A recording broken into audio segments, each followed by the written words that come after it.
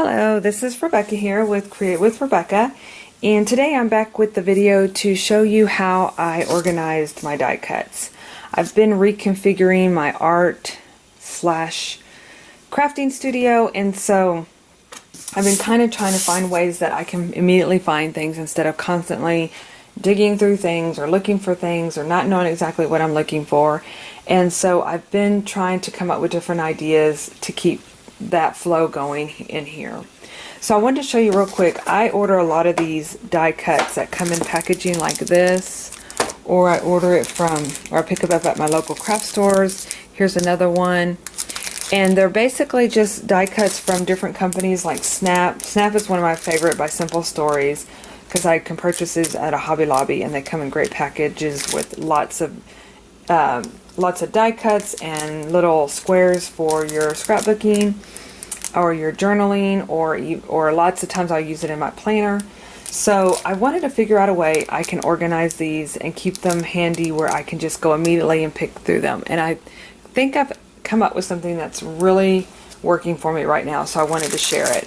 What I've done in the past is I've put my my die cuts in Ephemera in these little cello bags that you can buy off Etsy, or I've actually seen some at a craft store for cards and those kind of things. So I used to kind of have these in a basket, and I would flip through these, which that is fine. I think you could even label these to where it would be a lot neater. But what I found out is I would keep these in different baskets, and then I'm still digging through them to figure out where they are and what and those kind of things. So I've come up with an idea that I wanted to share, and this is basically using these empty boxes that I've used at different shows. This one still has envelopes in it. This is what I carry my stationery at craft shows and things like that. And so what I've done is I've taken several of these empty ones, and I've basically, let me open this up for you so you can see, but I've added all the different things that come in those packages. And then what I've done is I've cut out the actual information that shows what's in the package, and I've just stuck that in there in the box with the lid, and then I've labeled it using washi tape and a magic marker. So I'll show you real quick how simple this process is. So I'm going to take one of these empty ones, and I'm actually going to use this Snap wedding. And a lot of these you can order from a company called Peachy Cheap. I know I've mentioned it before on another video, but they actually will send you daily deals, and a lot of the deals will have several of these die cut packages for really, really inexpensive. So, and I use these all the time in journaling, pocket letters, in snail mail, you name it, they can go in there. I mean, just look at some of the stuff. Isn't that cute?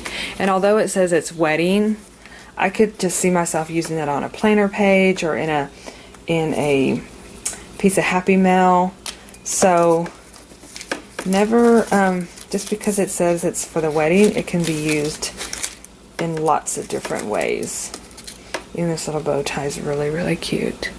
So then once these are in the box, what I'll do, I'll come over here and I will cut the actual label out so I know what's in here.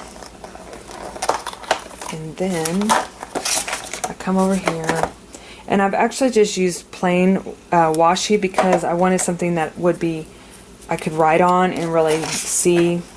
I tried different patterns washi, and although you probably could use like maybe a lighter polka dots or a plaid, or stripes or something, I realized that with these it was easier just to use a plain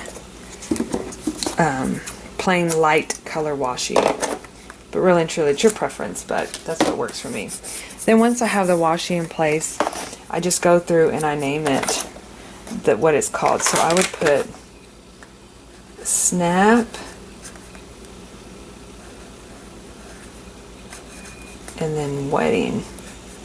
And although like some of these, especially like October afternoon or the jelly bean, like let me show you an example of the jelly bean let's see here, cold avocado.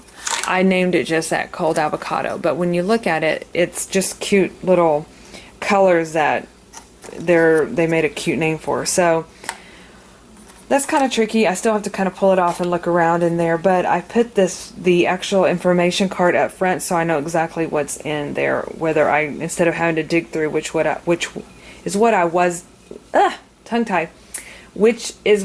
was doing, was picking through these little packages, wondering, and I could have slipped the information card in there as well, but this seems to really work. And then the other thing I've done is, like, for this one is a Valentine die cut, so I just put Valentine washi on here, and then I just use it at that.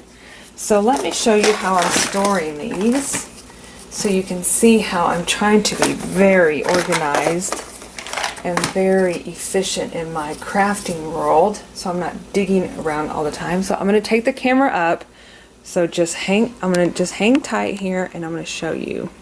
This is part of my craft room, and there they are.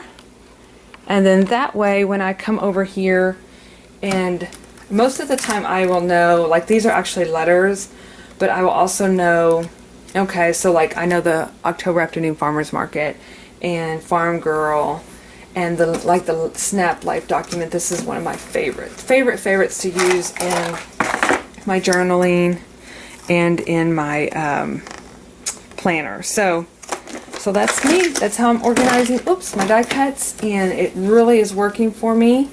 Again, you could use the packaging and even have like a I don't know, like a basket up there where you could have it labeled, and then you could easily just kind of thumb through these and pick through these. But they're neat, they're organized, they're all in place, and as time moves on, this is my basket that I keep my color coding.